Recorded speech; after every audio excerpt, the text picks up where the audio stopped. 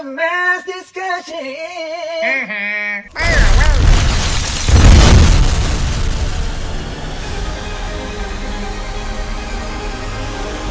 Yeah, bro. In high school, bro, I was cool. Like, everybody liked me. I liked everybody. Blah, like, it was chill, And then I was like, man, I'm gonna go to college, bro.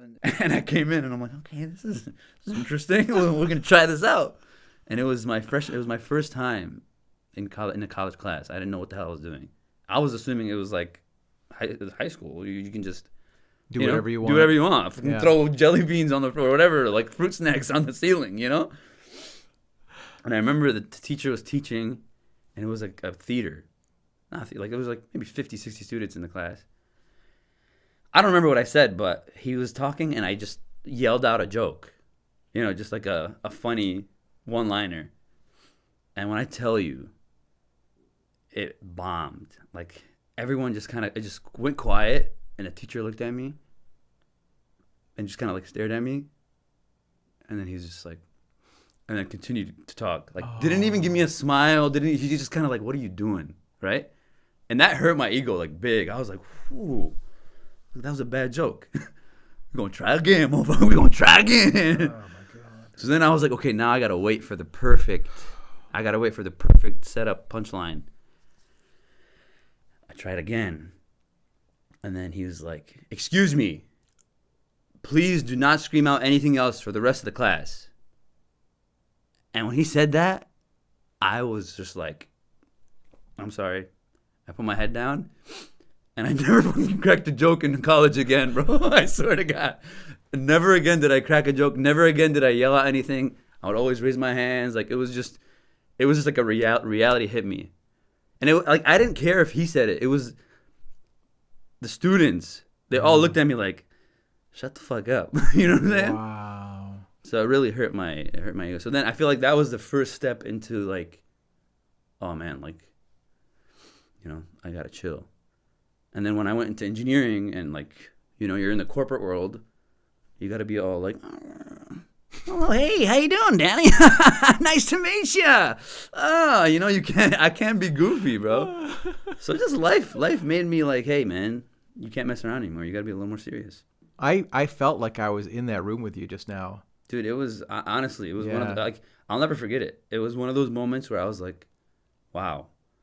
I'm not that funny. Like, I don't know who the hell I think I am. You need to calm down, Abdullah. Like, I literally told myself, like, yo, chill. Wow. Yeah. So when you went back home from Cincinnati, like, did your friends and family see, like, a change in you? Yeah, I was different. I was different for sure. And I think that's why my parents, why they sent me to Cincinnati, because they knew, they're like, if this guy stays in Michigan, in Dearborn, he's going to be a bum. Like, I'm just going to be like 10 times worse than what I was.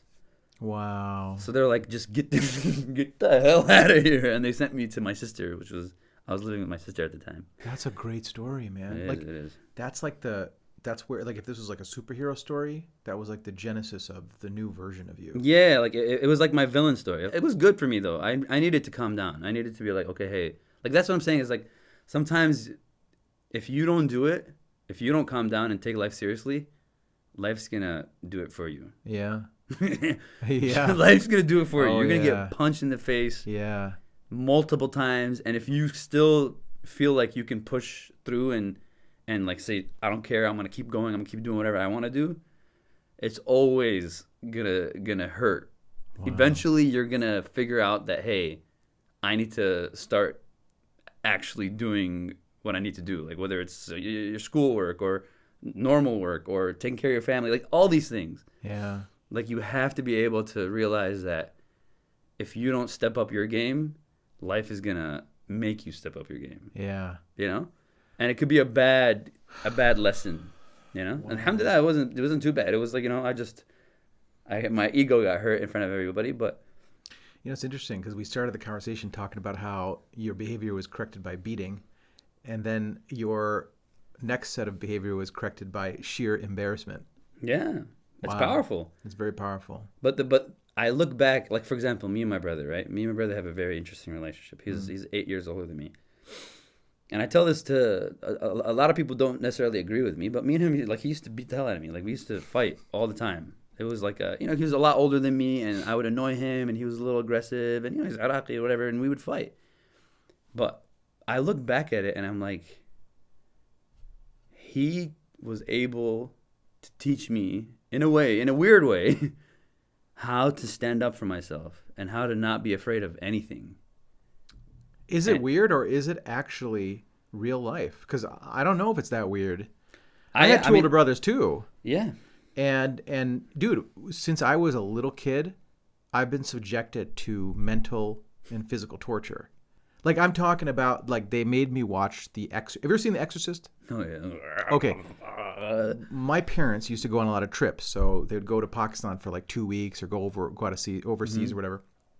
And so I remember my oldest brother was like, hey, you want to watch a movie? We're going to watch something called The Exorcist. I'm like, okay, yeah, that sounds great. I was like 7. Oh, my God. So I was watching. I'm like, this is going to be really exciting. I remember sitting on the couch and I'm like watching. And I'm like, this doesn't seem right. Like, this doesn't have the funny part coming. Yeah, like, where's Superman? Where's Luke Skywalker? And then when the girl's head started turning around, I think I flipped. I probably flipped, right? God. And then my brother, I distinctly remember my older brother. I tried to hide my head behind his, like you know where his butt is. I put my head like there, and he pulled me out, and he did this. Hell yeah, that's a good older brother, bro. That's a good older brother. So that's one time. Mm-hmm. Shortly after that, my parents went out of town again. Oh God. Okay, and then they're like, "Let's watch a movie." I'm like, "All right, let's watch a movie." This one was called Poltergeist. Oh Lord. All right. I don't know if you've ever seen Poltergeist, but it's a classic horror movie. And here's the thing: it had a little clown. You know, like dolls it had a little clown in it that would sit in the kid's room, and then in one scene in the movie, the clown got under the bed and then pulled the kid under. Bro. I was home alone with these two assholes. Good older brothers. Yeah, good older brothers. Okay, last story I'm gonna tell you. All right, this is a great one. So I'm growing up, and while I was growing up, they thought, okay, fear is a good tool to use to control this kid, right? So they created something called the Burgly Monster. Okay, now the Burgly Monster, we made a movie called My Soul to Keep. Yeah, that's based off of this concept. That's crazy. All right, see, that's why these things are important. They're amazing. Well, you made a movie about it. Yeah, I made a movie about it. That's how you know. Yeah, it's amazing. So this is where the big BM lives? No, he lives over there, by the furnace. I want to meet him.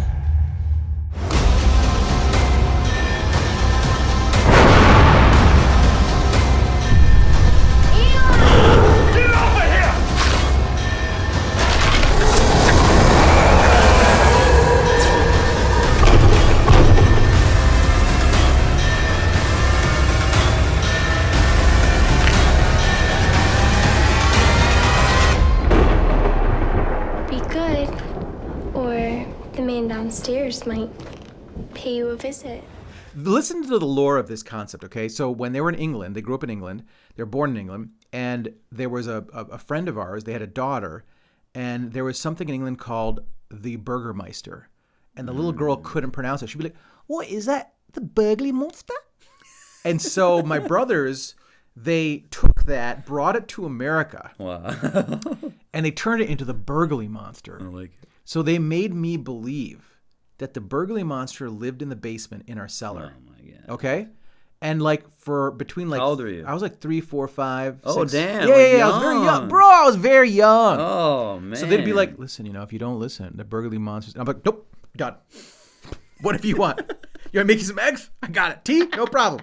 So they'd be like, the Burgly Monster's going to get you. But around like 6 or 7, I would start telling my mom, like, Mom, listen, they're telling me that the Burgly Monster's going to get me inside the basement. My mom would be like, shut up. There's no Burgly Monster. So I'd be like, after a little while, I told my brothers, I'm like, listen, Mom and Dad told me there are no Burgly Monsters. Burgly Monster doesn't exist. I've never seen any evidence. Mom and Dad specifically says, I've never seen any evidence.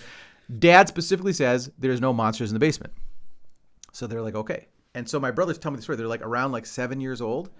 I started getting wise to the idea that he didn't exist. So what happens? My parents go on another vacation, right?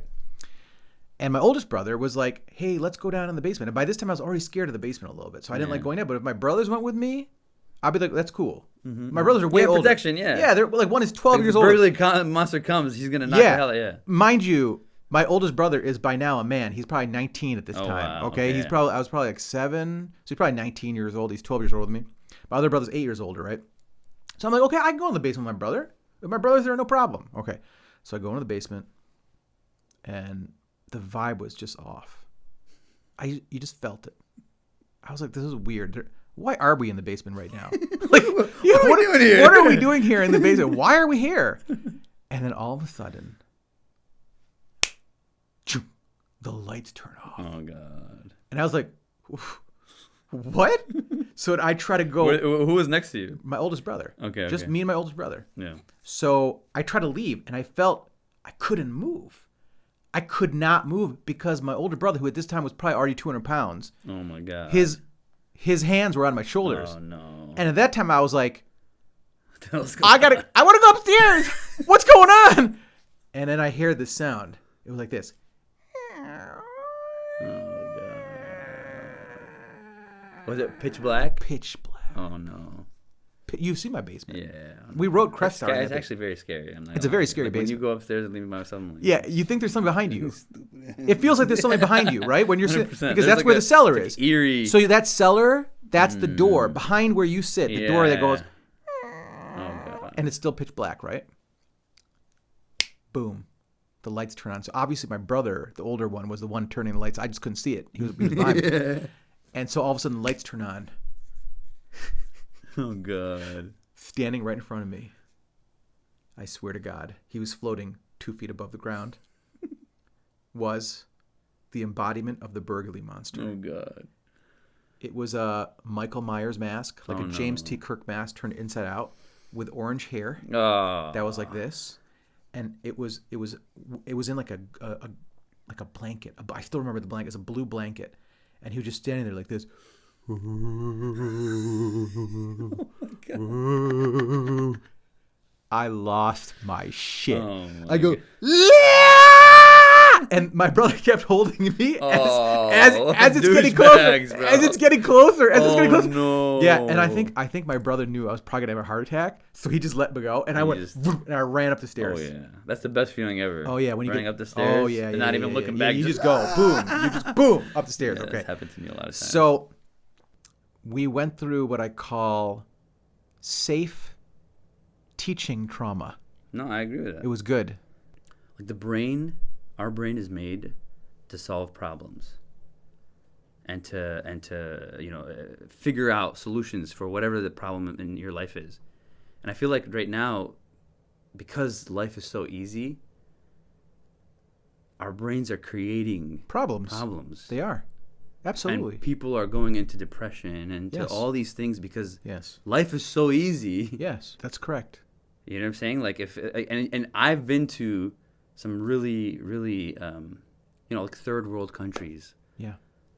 Or even war-torn countries. Mm-hmm. Like I've been to Syria.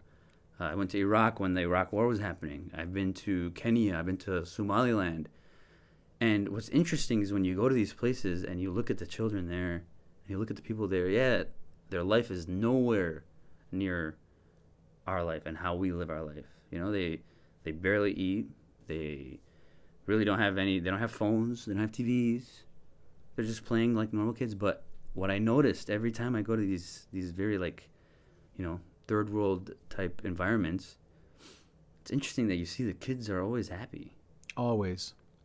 And the guy, the people, the women, the men, they greet you and they're smiling and they're happy to see you, and it's like they have no worry in their life, when in reality, all the worries in life. literally, it's like the most worrisome lifestyle ever. Yeah.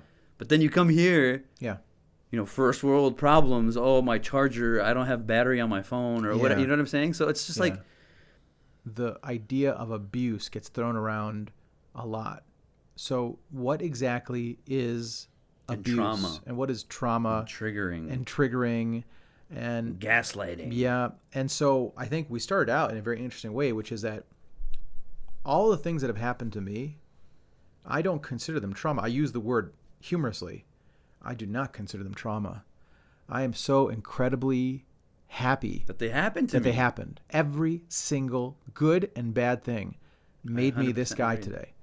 And we immediately are looking for victimhood right now. Mm-hmm.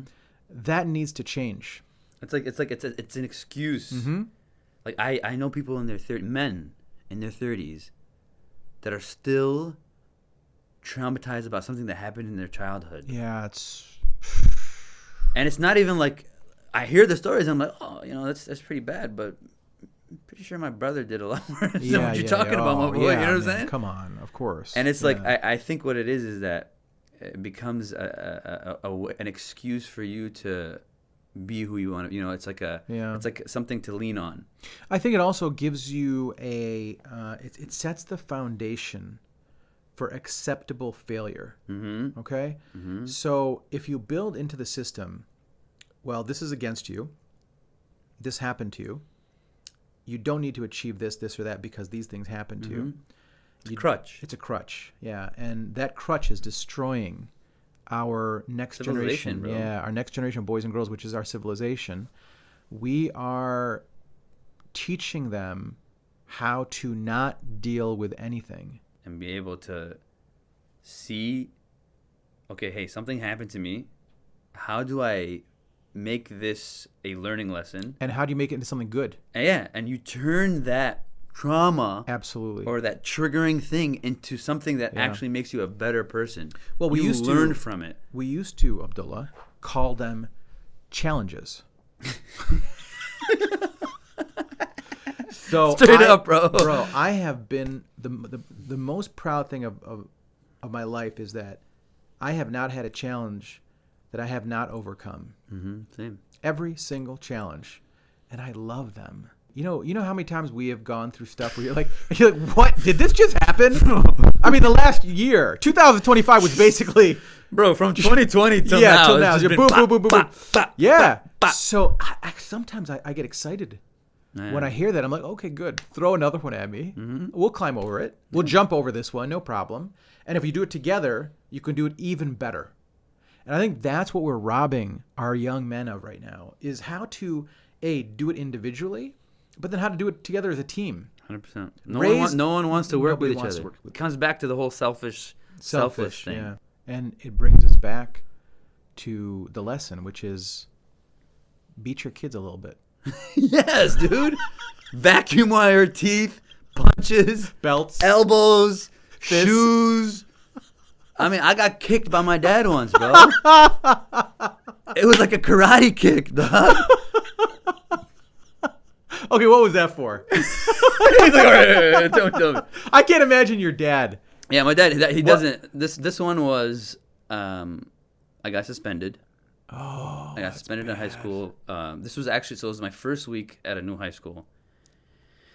And, I had to, when you go to prison, you got to, you got to punch somebody in the face to show everybody, hey, don't mess with me. So what I did was, I had to be cool. I had to make sure that everybody knew that, this guy's crazy. This guy's a cool guy. I don't know why. This is what I thought in my head. It's not really, don't do this. If you're in high school, don't do this. But I was it was the first week of school. It was at Star. And I had this teacher, her name was Mrs. Smith. And she was like a Karen as a teacher. You know what I'm saying? Yeah. She was a social studies teacher. And I wanted to use the bathroom. So I'm like, Miss Smith, I don't want to use the bathroom. She's like, no, you can't. I'm like, it's fine. I waited 5 minutes. Miss Smith, I really need to use the bathroom. She's like, no, you can't go to the bathroom. So I look at him like, what a bitch. Bro. So right away, she's like, get out of my class. And I went to the office, and this was my first week. They suspended me. First week. And I hope I don't have a kid like you. I swear to God, I hope that whatever is in you bad juju. doesn't end up in my kid, bro. So I knew that when I went home, because they called my family, and I saw him call my family. So I knew I was gonna get my ass whipped. Right? But I thought it was gonna be my mom's, right? But what happened was we had the dollar store at the time, We're gonna have a conversation about the dollar store. We're gonna get to the dollar store. So That's gonna be a good one. yeah. So I get to the dollar store, and the cashier we had, she was like my black auntie, like me. And she was like literally my second mom. I would like her name was Joanne. I love you, Joanne, if you're watching this.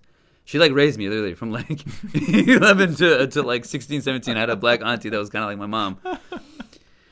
And I walk in and she knew because she was part of the family kind of. So they would tell her all the stuff. Yeah. So as soon as I walked in, she looked at me. She's like, And then she's like, "Yo, daddy waiting for you in the back." Oh. And I was like, oh shit. Oh. And my dad, like I told you, he doesn't hit. He's not a hitter. He's more of a lecture kind of guy. So when she said that, I was like, that's like right when I got in, she's like, "Your dad's in the back." So I was like, this is weird. This is not normal.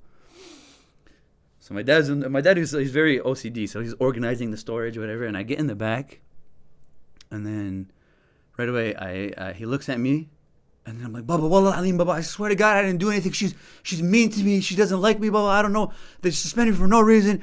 And I'm just doing my thing, I'm like, "Baba, wallah alim, it wasn't me." And then my dad was just looking at me like this, and for the first time in my life, my boy like just winded back, like full wind, bro. And just smacked the fuck out of me, bro. Just boom, like full hand. Oh, and it was so hard. I still remember that my ear was like the ringing noise. It was that hard, bro. And my first instinct was to just run, because I've never seen my dad like that. I'm like, "Yo, F this!" Like I'm dying. My mom says, "Don't hurt like this." What the hell just happened to me? And I start running. Right, I'm running in the storage. And then I look back, and he's chasing me, bro. Like the Terminator? Literally, just like... and I'm like... swear to God. And then he's fast. My dad's fast as shit, bro. So then, I'm looking back, and I swear to God, he, like, soccer kicked me. like when you're kicking a ball, he literally wound back with his foot and kicked the hell out of me. While you were running? While I was running. Oh my God. So then I literally got hit, and then right away I'm like, F this. Like, I'm not going to stop, because the storage also ends. It was a long storage, but I just jumped on the boxes. Right, so now I'm in the middle of boxes, like really hard boxes. Like those corners. Yeah. I'm like, so I'm sitting there and I'm crying. Oh, God. And my dad looked at me, and he felt bad, bro. He was just like, he just kind of like normally he would even beat me more, like a normal situation. Like if I was my dad, I would have beat the shit out of him even more. But my dad he's too like, he got a soft side kind of. Yeah. So he looked at me and he was like, and he just kind of walked away. And I was just in the box like, I swear to God, bro. Yeah, that was. Bro, I don't think we can top that. I think that's. I love you, Baba. Yeah. I'm sorry for putting you guys through what I put you through. You were a horrible child. I'm probably gonna be. I know my kids are gonna come out like monsters. Yeah. Maybe. I think you should have all daughters. I think, but that's also a whole nother issue, bro. This is my prayer to God Almighty is just give the boy daughters and make them really nice. Okay, that's it. I mean, that's it, man. I think that was a good episode. I think so too. Just comment below if you got beat. Yes. Yeah, and if it didn't traumatize you, let us know. Yeah, and if it was real abuse, we're very sorry, and it's not funny at all. Not funny at all. No. We don't agree with that. But if you got beaten, it's funny, let us know. Yes. Tell us the story. We want to hear the details. Love it.